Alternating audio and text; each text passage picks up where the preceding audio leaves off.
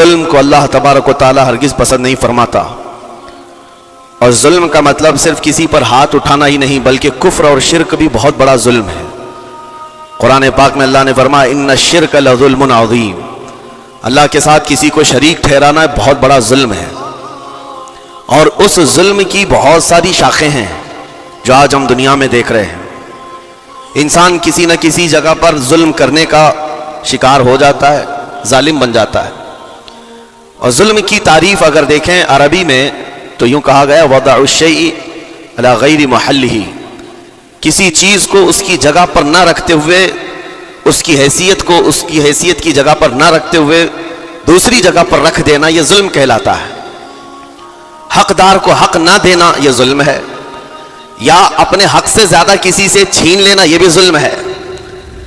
اور یہ ظلم کی ایک دو نہیں ہزاروں مثالیں ہیں، لیکن قرآن ہر ظلم کی مذمت کرتا ہے. اللہ کریم کئی جگہوں پر ارشاد فرماتا ہے ان اللہ لا يحب الظالمین. اللہ تعالیٰ ظالموں کو ہرگز پسند نہیں فرماتا. میرے عزیزو، گناہ بھی ظلم ہے. جیسے کہ قرآن میں اللہ نے فرمایا وَلَوْ أَنَّهُمْ إِذْ ظَلَمُوا أَنفُسَهُمْ. جب لوگ اپنی جانوں پر ظلم کر لیں تو اے محبوب آپ کے دربار پہ آئیں. یہ جو آیت ہے ظلم کا مطلب کیا ہے؟ انسان جب گناہ کرتا ہے تو وہ اپنے آپ پر ظلم کرتا ہے. ظلم کی بہت ساری شاخیں ہیں اور ظالموں کو اللہ پسند نہیں فرماتا، چاہے وہ اپنے اوپر ظلم کیا ہو یا کسی نہتے پر ظلم کیا ہو. آج دنیا میں جو حالات ہم دیکھ رہے ہیں، ظالموں کا ظلم عروج کو پہنچا ہوا ہے. اور قرآن پاک میں رب تعالیٰ نے ظالموں کی نشانیاں بھی بیان کی. ایسا نہیں کہ یہ پہلی مرتبہ ہوا ہے. اللہ تعالیٰ فرماتا ہے وَكَم مِّن قَرْيَةٍ أَهْلَكْنَاهَا. کتنی بستیاں ایسی ہیں جن کو ہم نے ہلاک کر دیا. رب تبارک و تعالیٰ نے ان کو ختم کر دیا کیونکہ وہ ظالم تھے. ظالموں کی بستیاں جو ہلاک ہوئی، قرآن پاک میں 3 مثالیں آپ کو بتاتا ہوں. ایک نوح علیہ السلام کی امت اور ان کی آبادی، دوسری حضرت لوط علیہ السلام کی قوم، تیسری حضرت صالح علیہ السلام کی قوم. یہ تینوں قومیں ایسی ہیں گناہ میں تو تھی لیکن غرور بہت زیادہ تھا، گھمنڈ بہت زیادہ تھا. آج کے دور میں اگر کسی کے پاس پیٹروٹ میزائل ہیں اور بم بارود کی طاقت رکھتا ہے، نیوکلیئر پاور ہے، تو وہ یہ سمجھتا ہے مجھے کوئی شکست نہیں دے سکتا. یہ ہر دور میں ظالموں کا خواب رہا ہے. ہر دور میں ظالم اسی طرح کی فکر رکھتے ہیں.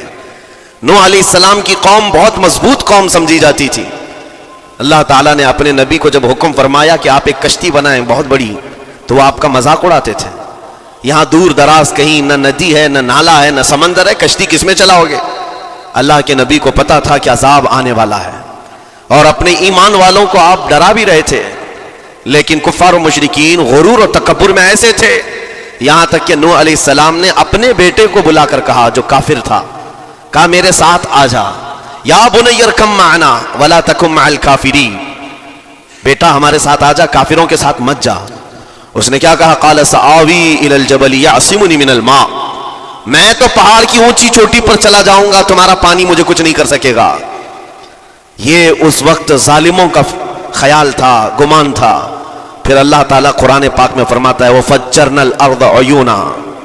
ہم نے زمینوں کے سارے چشمے پھاڑ دیے، ہر جگہ سے پانی کے سوتے نکلے. اور پھر آسمان کے سارے دروازے کھول دیے. فَفَتَحْنَا أَبْوَابَ السَّمَاءِ بِمَاءٍ مُنْهَمِرٍ. اللہ فرماتا ہے آسمان کے سارے دروازے پانی کے کھول دیے، آسمانوں سے پانی اور زمینوں سے پانی. فَالْتَقَى الْمَاءُ عَلَى أَمْرٍ قَدْ قُدِرَ.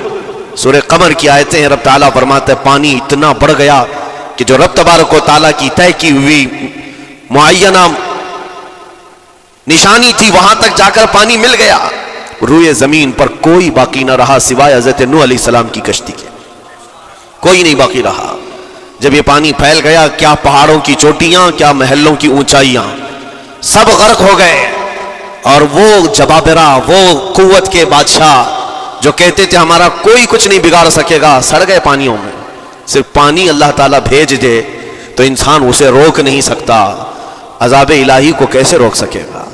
دوسری گھمنڈی قوم، غرور میں مبتلا قوم تھی حضرت لوط علیہ السلام کی قوم، جو بدکاریوں میں ملوث تھے.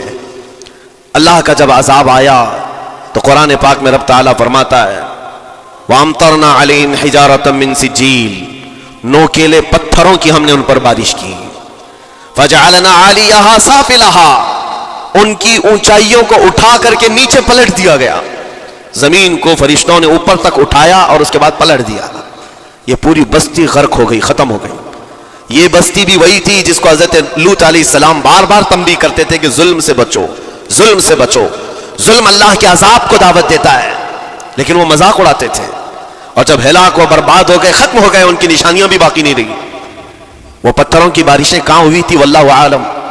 लेकिन मेरे अजीजों, हमने देखा है जहां ये कौम आबाद थी, उस इलाके को आज बताया जाता है वो जॉर्डन का इलाका था, बहरे मुर्दार, जहां पर आज बाकी है डेड सी। मैं खुद सफर पर देखा, जॉर्डन की एक सरजमीन पर गाड़ी चलती जा रही है और काले काले पत्थर, जहां तक नजर करो सिर्फ पत्थर ही पत्थर हैं, बहुत नोकीले। ऐसे पत्थर मैंने दुनिया में दूसरी जगहों पर नहीं देखा। आज भी उसी तरह से बाकी तकरीबन 100 किलोमीटर 150 किलोमीटर तक सिर्फ पत्थर ही है। बीच में सिर्फ एक रोड जाता है, उसके बाद ना कोई दरख्त दिखता है, ना कोई इमारत है, ना कोई पहाड़ है, सिर्फ पत्थर, पत्थरों का सहरा है। आज की इस सदी में देख करके उन पत्थरों को हैबत तारी हो जाती है। जिस वक्त वो बरसे होंगे उनकी हालत क्या होगी। और मैं ये नहीं कहता बिज़्ज़त कि ये वही पत्थर हैं जो बरसे थे, वल्लाहु आलम। लेकिन मेरे अजीजों, निशानियां आज भी अज़ाब इलाही की मौजूद हैं। तीसरी कौम थी कौम शुआइब और कौम सालेह अलैहिस्सलाम। ये दोनों कौमों के बारे में जिक्र करता हूं। हजरत शुआइब अलैहिस्सलाम की कौम सिर्फ नाप तोल में कमी करती और कुफ्र शिर्क भी करते। शुआइब अलैहिस्सलाम उनको रोकते तो वो उनका भी मजाक उड़ाते। और जब अज़ाब इलाही के आने की बात किया तो जानते हैं क्या कहा उन्होंने? ये वो कौम थी जो पत्थरों को तराश करके घर बना लेते थे। यानी पूरे के पूरे पहाड़ को, पत्थरों का जो पहाड़ होता है उसको तराशते थे, और एक आदमी का एक घर एक पहाड़। आज के दौर में सारी बिल्डोजर मिल करके नहीं कर पाए, मशीनें मिलकर ना कर पाए। वो उस वक्त के लोग भारी भरकम थे, जसामत वाले थे, ताकत वाले थे। जब वो अपने रहने के लिए एक पहाड़ को तराश सकते थे, 4000 साल पहले की बात कर रहा हूं, उस वक्त मेरे ख्याल से वो अपने जमाने के सबसे बड़े मॉडर्न लोग या तरक्की याफ्ता लोग कहलाते होंगे, सबसे ज्यादा तरक्की याफ्ता कहलाते होंगे। जैसे आज लोगों को लगता है रशिया और अमेरिका बहुत पहुंचे हुए हैं टेक्नोलॉजी में, उस दौर के वो लोग सबसे बड़ी ताकत के रखने वाले थे। जब हजरत शुआइब अलैहिस्सलाम ने उनको अल्लाह के अजाब से डराया तो क्या कहते थे? अजाब वही ना जो नूह अलैहिस्सलाम की कौम में आया था, बारिश आ गई थी, जमीन से पानी निकल गया था तो पानी बहुत हो गया था। या फिर वो जो लूत अलैहिस्सलाम की कौम पर आया, पत्थरों की बारिश, या फिर हवाओं का अजाब। अगर ये तीनों भी आए तब भी हमारे इन पहाड़ों के घरों को नुकसान नहीं कर सकेंगे। उनका इतना गुरूर था। अगर पानी भी आ जाए समंदरों का, या हवा भी तेज चले, या पत्थरों की बारिश हो, हम तो बहुत महफूज किलों में हैं। अंदाजा करो मेरे अजीजों, 3000 4000 साल के बाद आज तक मदाइन सालेह और अल औला सिटी नाम से सऊदी में मौजूद है, अभी तक वो घर मौजूद हैं। तो उस जमाने में कितने मजबूत रहे होंगे पता नहीं। 3000 सालों में कितने तूफान आए, कितने सैलाब आए, लेकिन अभी तक वो पहाड़ों के घर मौजूद हैं। तो उस जमाने में कितने ताकतवर होंगे। उनका नशा आसमान पर था, गुरूर चढ़ करके बोल रहा था। कहते थे कि अगर उस तरह के अजाबात आ भी गए तो हमारा कुछ नुकसान नहीं होगा। कौन सा? नूह अलैहिस्सलाम की कौम का अजाब आ जाए, लूत अलैहिस्सलाम की कौम का अजाब आ जाए, या फिर शुआइब अलैहिस्सलाम की कौम का अजाब आ जाए। ये सालेह अलैहिस्सलाम की कौम की बात कर रहा हूं। तो फिर हुआ क्या? अल्लाह के नबियों ने उन्हें डराया अल्लाह के अजाब से। बाज आ जाओ, अल्लाह वहदहु ला शरीक की तरफ झुक जाओ। वह अकड़ थी, गुरूर था कि नबियों का मजाक करते। फिर हुआ क्या? कुरान कहता है सिर्फ एक फरिश्ते को अल्लाह ताला ने जमीन पर उतारा, एक फरिश्ते को उतारा, और उसके बाद उस फरिश्ते ने एक चिंगार लगाई, एक आवाज की, एक आवाज। सिर्फ फरिश्ते की एक आवाज ऐसी थी कि जितने अपने मजबूत किलों में घरों में मौजूद थे, इस आवाज की हैबत से उनका भेजा कानों से बाहर निकल आया था। और सुबह के वक्त जब उस बस्ती में जा करके देखे तो सब के सब औंधे मुंह गिरे हुए थे, एक भी उसमें से बचा हुआ नहीं था। ना नूह अलैहिस्सलाम का तूफान आया, ना लूत अलैहिस्सलाम की कौम पर बरसने वाले पत्थरों का अजाब आया, ना ही हवाएं चलाई गईं। एक फरिश्ते को भेज कर रब तआला ने अपनी कुदरत का मुजाहिरा फरमाया। अल्लाह के करोड़ों अरबों लातादाद फरिश्ते हैं, ایک فرشتے کی طاقت ایسی ہے کہ اگر وہ اپنی آواز نکالے تو تمہارے کانوں سے بھیجا باہر نکل آئے. اللہ وحدہ لا شریک، وہ حی و قیوم کل بھی تھا اور آج بھی ہے. وہ رب ذوالجلال حی و قیوم ہے، طاقتور ہے اور ہمیشہ رہے گا.